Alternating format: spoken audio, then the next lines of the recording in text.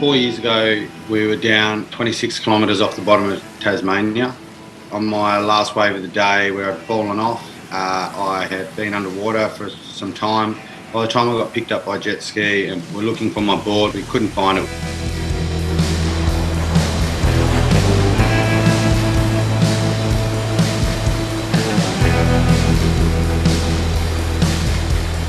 So I'd got it custom built for that wave exactly.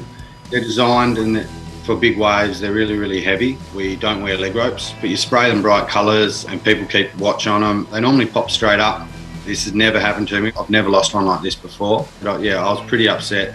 I just thought it would have been smashed up into rocks or ice somewhere, and yeah, that was the end of it.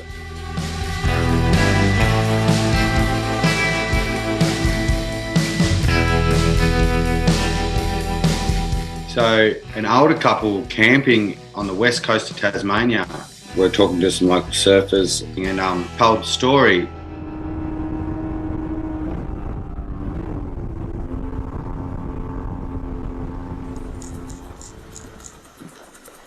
They ran into this lump of big weed and had like a knife and cut all the weed off and worked out it was a surfboard.